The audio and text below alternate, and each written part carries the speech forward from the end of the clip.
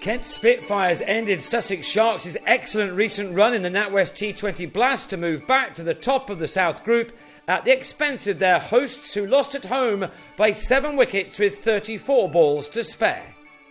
Put in front of a full house in Hove, the home team looked to their inspirational captain Luke Wright to get them off to a flyer, and he wasted no time in clearing the rope off Mitch Claydon.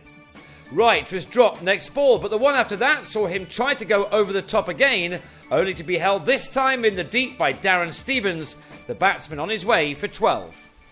Sussex started their excellent run when they came from nowhere to beat Hampshire a couple of weeks ago, and Matt Machin played a major role in that. With Wright failing for the first time in a while, it was left to the likes of Machin to get the runs, and the left-hander looked good. But with a score on 44 in the last over of the power play, Chris Nash couldn't get a shot off Ivan Thomas over short fine leg, where Matt Coles held on to remove the opener for 10. 4 overs passed by without a boundary, and just after ending that run, Craig Kachopa top-edged to pull off James Treadwell and was caught by Stevens, the informed Sharks having to settle for a total of 69 for 3 from their first 10 overs. George Bailey came and went quickly, some clever bowling and excellent keeping from Sam Billings, seeing the Australian stumped for a couple. And when Machin, who top scored with 39, belted Stevens out to Alex Blake at long on, Sussex was stumbling on 82 for 5 in the 13th over. 3 figures still weren't on the board when Will Beer drove Fabian Cowdrey out to Coles at deep extra. And not even some trickery from Ollie Robinson could stop the rot, as he picked out Adam Ball with a score of 112 for 7 in over number 18. Harry Finch tried his hardest to set something challenging with this 6 off Coles, but after Michael Yardy struck this 4 off the penultimate ball, he was out, meaning that with Finch making the best score of his T20 career of 35, Sussex scored a below par 136 for 8 from their 20 overs, Treadwell and Stevens' 8 overs combined, bringing figures of 3 for 40. It was going to be a tough total to defend, but Robinson removed Daniel Bell-Drummond in the first over of the reply as the batsman flicked a length ball to Machin.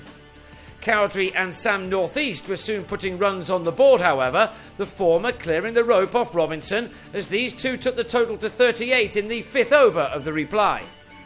Northeast was out in the same Robinson over, carving the bowler to Bailey, the Kent captain with a very rare failure in this tournament this year as he departed for 13. And we had a game on when Cowdrey, after making a breezy 23, clubbed a shot off Yardy to the diving Beer at mid-on, the Spitfires getting to 46 for 3 at the end of these 6 overs of power play. In spite of that slightly dodgy start, Billings still decided to stay very positive, and he was soon finding the gaps and the boundary rope, 3 fours being struck in the space of 5 balls off both Chris Liddle and Beer. This reverse sweep hit with awesome power. Whatever Billings could do, Blake matched it. He made sure that neither of the Sharks spinners could settle, something both Yardy and Beer have done so many times in this competition when bowling in tandem. These shots had the target down to only 46 off the last 10 overs. And a huge 6 for Blake suggested that the winning line was going to be reached at a canter. That is indeed what happened. Simply put, Sussex were a long way short of a competitive total, and that was confirmed by both Blake and Billings, who made the chase all too easy as far as the majority of a crowd of 6,500 were concerned. The victory was confirmed soon after Billings hit this 6. He ended on a 24-ball 39, while Blake made 52 off 32 deliveries as the Spitfires took the game by 7 wickets.